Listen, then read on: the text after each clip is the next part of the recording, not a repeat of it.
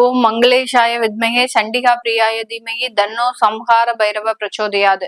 உலகெங்கும் இருக்கும் next gen astro நேயர்கள் அனைவருக்கும் ஆஸ்ட்ரோ பூர்ணாவின் அன்பார்ந்த வணக்கங்கள். இன்னைக்கு நாம பார்க்கக்கூடிய சிறப்பு பதிவு ஜூலை மாத பலன்கள். இந்த ஜூலை மாத பலன்கள் அப்படின்னு பார்க்கும்போது மாத கிரகங்களின் கோச்சார நிலவரங்கள் அப்படின்றதுதான் நம்ம முதல்ல பார்க்கணும். மாத கிரகங்களாகப்பட்ட அந்த சூரியனாகப்பட்டவர் மிதுன ராசியில இருக்கிறார். புதனும் சுக்கிரனும் அந்த கடக ராசியில இருக்கிறார். அடுத்து 45 நாட்களுக்கு ஒரு முறை நகரக்கூடிய அந்த செவ்வாய் ஆகப்பட்டவர் அந்த ரிஷப ராசியில இருக்கிறார். காலபுருஷனுக்கு 2ஆம் இடமான அந்த ரிஷப ராசியில இருக்கிறார். இதுதான் இந்த மாத கிரகங்கள், முக்கியமாக நகரக்கூடிய இந்த கிரகங்களின் கோச்சார நிலவரங்கள். இந்த மாதத்துல இருக்கக்கூடிய கோச்சார கிரகங்களின் பெயர்ச்சிகள் அப்படின்னு பார்க்கும்போது 5ஆம் தேதி ஜூலை மாதம் அந்த சுக்கிரன் ஆகப்பட்டவர் கடக ராசியிலிருந்து சிம்ம ராசிக்கு கேதுவோட பெயர்ச்சியாகி செல்ல போகிறார். கேதுவோட கிரக சேர்க்கை பெற்று, அதாவது கேதுவும் சுக்கிரனும் சேர்ந்து செயல்படக்கூடிய ஒரு மாதமாக தான் இந்த மாதம் இருக்க போகுது. அடுத்து பாத்தீங்கன்னா 7ஆம் தேதி ஜூலை மாதம் புதனாகப்பட்டவர் அதிசார நிவர்த்தி அடைகிறார். அதாவது ரொம்ப ஃபாஸ்ட் மூவ்மெண்டா அந்த கடகராசிக்கு வந்திருக்கிறாரு.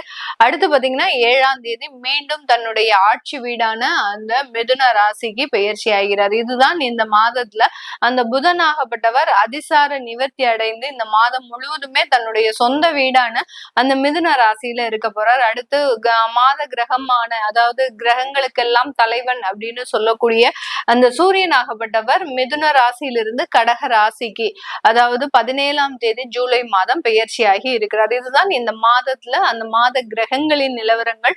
இதை பொறுத்துதான் இந்த மாத பலன்கள், இந்த மாத கிரகங்கள் என்னென்ன ஒரு பலன்களை கொடுக்க போகுது அப்படின்றத இந்த பதிவுல நம்ம தெளிவா பார்த்துட்டு ஒவ்வொரு ராசி என்பர்களுக்கும் உண்டான பலன்களையும் இந்த பதிவுல நம்ம தெளிவா பார்க்க போறோம். இந்த சேனலை முதன்முறையா பாக்குறீங்க அப்படின்னா சப்ஸ்கிரைப் பண்ணிக்கோங்க, பெல் பட்டன்ல ஆல் ஆப்ஷன் சூஸ் பண்ணிக்கோங்க. ரிஷப ராசி என்பர்கள் காலபுருஷனுக்கு 2ஆம் இடத்துல இருக்கிறதுனால எப்போதுமே பாத்தீங்கன்னா அதிகப்படியான ஒரு வருமானத்தை நோக்கிதான் இவர்களினுடைய சிந்தனைகள் அப்படின்றது இருக்கும்.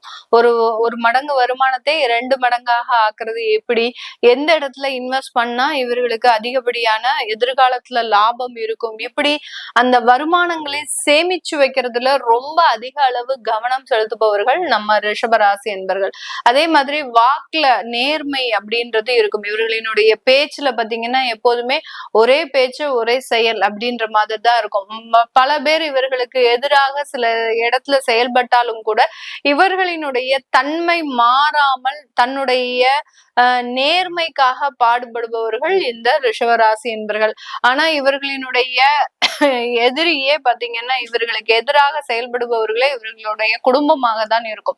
குடும்பத்துல இருக்கிறவர்களுக்காக இவர்கள் எவ்வளவுதான் அட்ஜஸ்ட் பண்ணி போனாலும் அந்த குடும்பத்துல இருக்கக்கூடிய நபர்கள் இவர்கள் எப்பண்டா வீழ்வாங்க, நம்ம அதை பார்த்து சிரிக்கணும் அப்படின்ற மாதிரியாக அந்த குடும்பத்துல இருக்கக்கூடிய நபர்கள் தான் இவர்களுக்கு மிக அதிகமாக எதிரிகளாக இருக்கக்கூடிய ஒரு நபர்களாக இருப்பாங்க.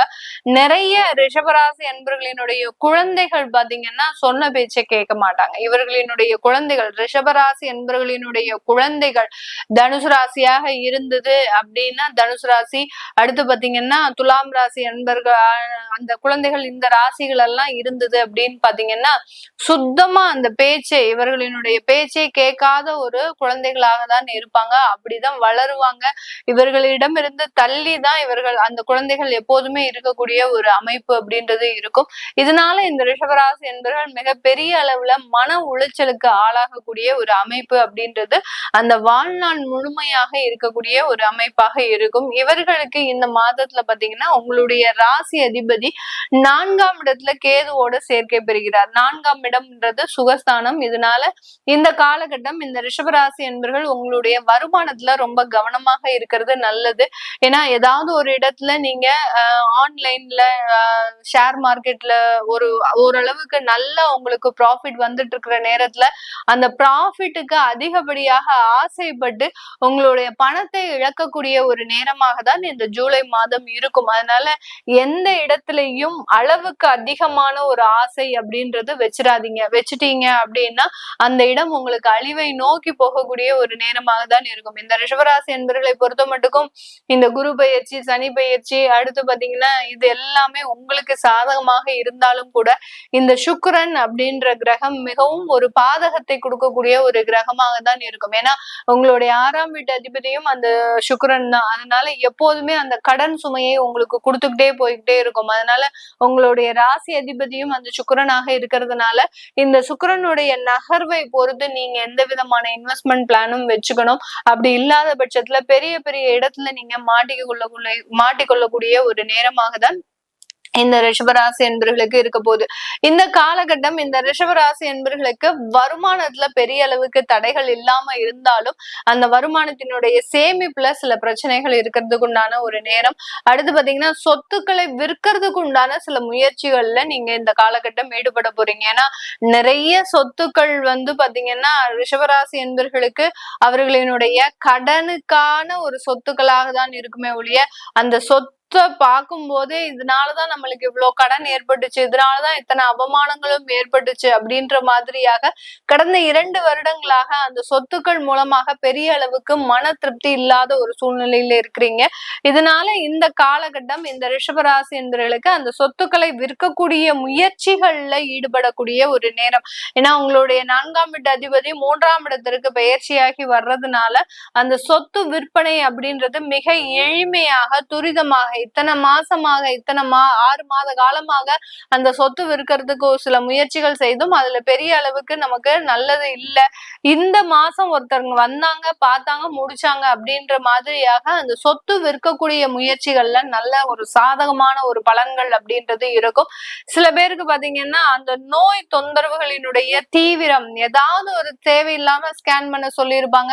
அந்த ஸ்கேன் மூலமாக நம்மளும் அதை தெரிஞ்சு வச்சுக்கிட்டா நமக்கு உடம்புல ஒண்ணும் இல்லை அப்படின்னு நினைச்சு நம்ம சந்தோஷப்பட்டுக்கலாம் அப்படின்னுக்காக நீங்க முன்னெச்சரிக்கை ஒரு சில விஷயங்களை செய்து அது இந்த காலகட்டம் ஒரு சின்னதா ஒரு நோய் சம்பந்தப்பட்ட சில பிரச்சனைகளை கொடுக்கறதுக்கு உண்டான ஒரு நேரம். அதுதான் அந்த சுகஸ்தானத்துல இருக்கக்கூடிய உங்களுடைய ராசி அதிபதி கேதுவோட சேரும் போது சில வெளிப்படையான சில மாற்றத்தை கொடுக்கறதுக்கு உண்டான ஒரு நேரமாக இருக்கும். உங்களுடைய உடல் பலவீனங்கள், உங்களுடைய மனதளவு பலவீனங்கள் ஏற்படக்கூடிய ஒரு நேரமாக தான் இந்த மாதம் ஜூலை மாதம் இந்த ராசி என்பர்களுக்கு இருக்க போது.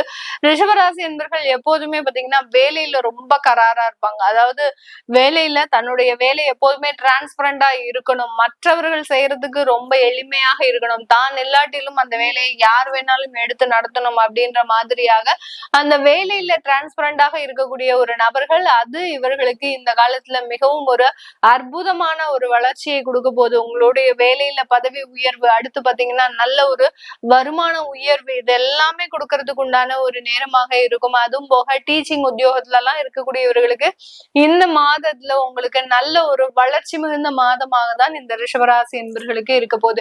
இப்ப நம்ம சொன்ன விஷயங்கள் எல்லாமே, பலன்கள் எல்லாமே உங்களுடைய கோச்சார கிரகங்களின் நிலவரங்கள். காலபுருஷனுக்கு ஒவ்வொரு கிரகங்கள் எந்தெந்த ஸ்தானத்துல இருக்கு, அதன் மூலமாக உங்களுக்கு என்ன மாதிரியான பலன்கள் வரும் அப்படின்றதுதான் நம்ம கணிச்சு சொல்லியிருக்கிறோம்.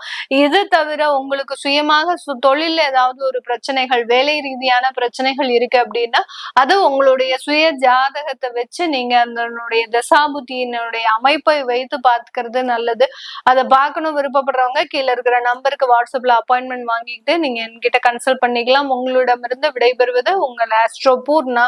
நன்றி, வணக்கம்.